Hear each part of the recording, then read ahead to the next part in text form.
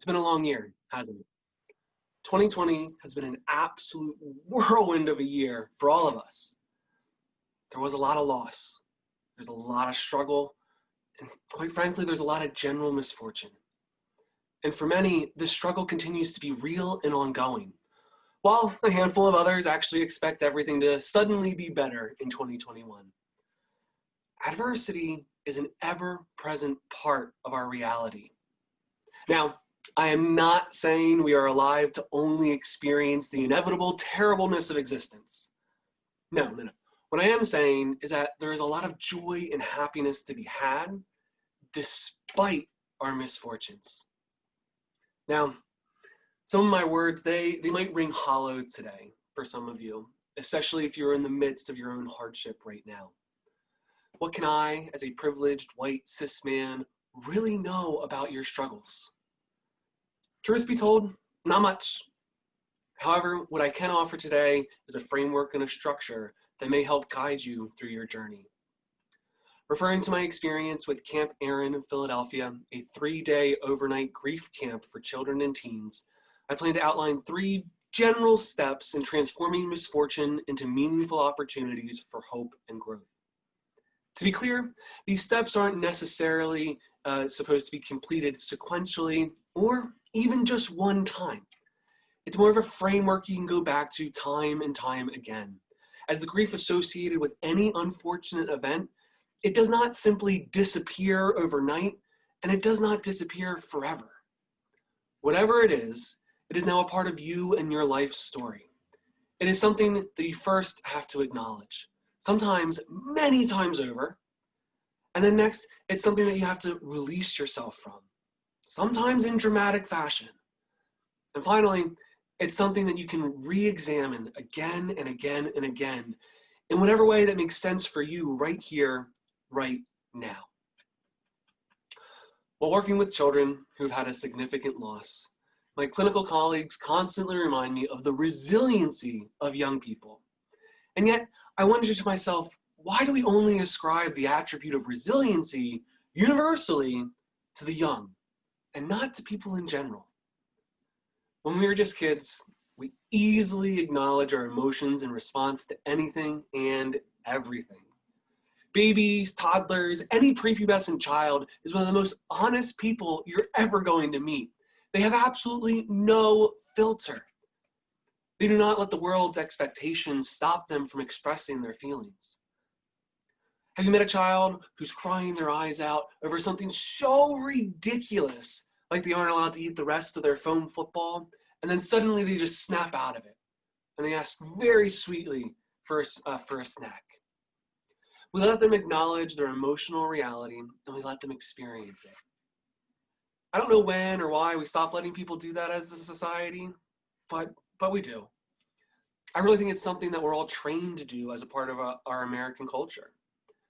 We're told to not get emotional about things, to use our logic immediately to come up with a rational decision. I don't know about you, but for me that sounds relatively stressful in my daily life. So in this framework, step 1 is to actually re-experience life as a child for a moment and acknowledge the feelings associated with our misfortunes.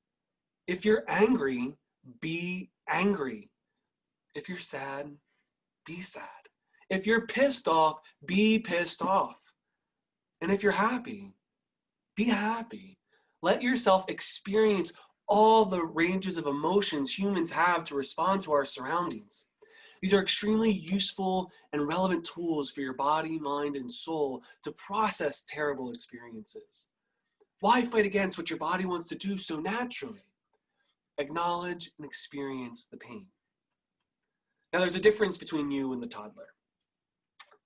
The difference is that while the toddler can instantly forget all that they felt and experienced to move on to the next thing, you're going to continue to retain your emotional reactions in your consciousness.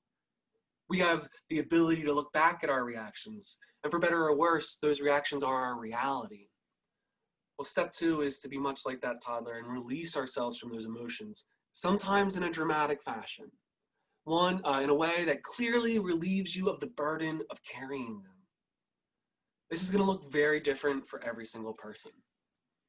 At camp, we ask teenagers to hurl a ceramic plate across a room at a cinder block wall and let it shatter into hundreds of pieces. This process of release happens in milliseconds for the toddler, and we try to make it happen over a weekend for the teenagers at camp. But how do you do that as an adult? There's so much stimuli in our day-to-day coming at us from so many different directions. How and where do you find the time to reflect back and release the things that make you feel such powerful emotions? This is something that I struggle with daily. And this is the part that I think all the poems and songs that we've heard today kind of tend to gloss over. And they really don't give us much direction on how do we accomplish this release. What is so easy for the toddler is like very difficult for us. I recognize the deepest sorrow in my life, but how do I connect that to find the deepest kindness?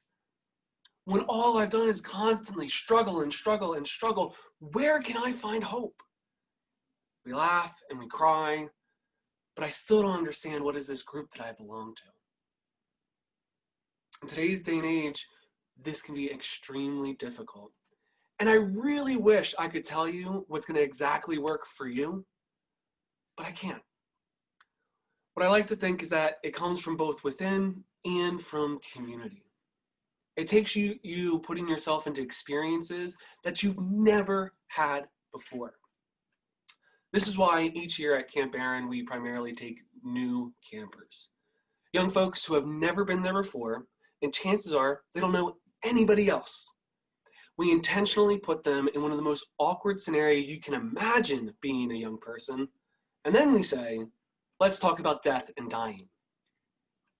These scenarios that put you outside of your comfort zone, they force you to say and do things you would not normally do. So my suggestion is for finding a place for release of your emotional burdens is to go and do something so different, so out of character that you yourself don't even know how you're going to react. It could be a new hobby, a new social club. The goal is to find somebody or groups of people that are so different from you that allow you to break out of your routine and is a place that you can go without judgment. When you do that, you're going to be so surprised at all the people you find who have actually experienced something similar to you. They won't know exactly what you've gone through, or what you've thought and experienced, but somebody probably has something similar. Well, how do I know this, you might ask? Well, quite frankly, you're not as unique as you might think. There are 7+ billion people on this planet. Can you conceptualize a billion? Like, in your mind, can you actually relate to something that big? I know I'm asking a lot here, so let me see if I can make it a little easier. What about something smaller like $1 million? $1 million, 1 million seconds. What is 1 million seconds? How can we really relate to something like 1 million seconds in a meaningful way? Any guesses about how long that might be? 1 million seconds, when rounded up, is about 12 days. 12 days. All right, hold that number in your head for just a second. And now I want you to think about how long is 1 billion seconds? 1 billion seconds. Do you have a guess in your mind? Do you have a thought of what that actually might be? 1 billion seconds, when we round up just a little bit, is 32 years. That's right, 12 days to 32 years, 1 million to 1 billion. While you are specifically unique in your life, there are aspects of it that you share with so many others. In these new spaces where you're outside of your comfort zone, you can learn to let go of your emotions and gain new perspectives of your misfortune by finding that community. You shatter your previously held beliefs when congregating with others outside of yourself who experience the world differently than you. But now what? You felt the emotion and you've released it. But that alone does not lead us to anything meaningful. We have to do something. We have to be moved to action. Step 3 is to pick up those broken pieces or those new viewpoints you've learned from someone so different yet so similar to yourself, and begin to re-examine your relationship and your response to your misfortune. At camp, it's very easy. We provide a lot of structure to the kids by helping them create mosaics. They take the broken pieces of their plates and create something entirely new. Each piece contains the memory of the death of their person and is given new life and new meaning. These mosaics are hung in homes throughout the region, representing the transformation of their pain and sorrow into something beautiful and lasting, into action. The campers will likely have strong emotional responses whenever they remember their deceased loved one again, but by acknowledging, releasing, and re-examining their reactions, they have an opportunity to achieve growth and hope. For campers, this can mean bringing their deceased loved one into their lives today, honoring them and recognizing their contributions to their life even after their death. We're not going to reverse death. We're not going to change the fact that bad things happen in the world. I have seen deaths, however, bring families closer together than ever before. For me, my battle with cancer steered me into the career I have today. For society, this pandemic, it's pushed our scientific and technological advances faster and further than ever before. Now, I want to be clear. In no way am I saying that there is inherent meaning in misfortune. But rather, if we're going to engage in all that life has to offer, it only makes sense for us to make meaning from misfortune because we are guaranteed to experience bad things. This is an inevitable part of what it means to be alive. I'd rather not use my energy allowing misfortune to control my life. So to do that, I want you to do 3 things moving forward. First, I want you to give yourself permission to experience your emotions. Whatever they are valid. They are normal and natural responses to the world around us. But then, number 2, I want you to give yourself permission to let your emotions go and release them. Feel confident in connecting with your community through tough topics and recognize that you are not alone in your feelings of grief and misfortune. And finally, I want you to give yourself permission to re-examine your relationship to misfortune. It does not have to be a static one-state thing. It can change over time again and again and again. Bad things happen. That's reality.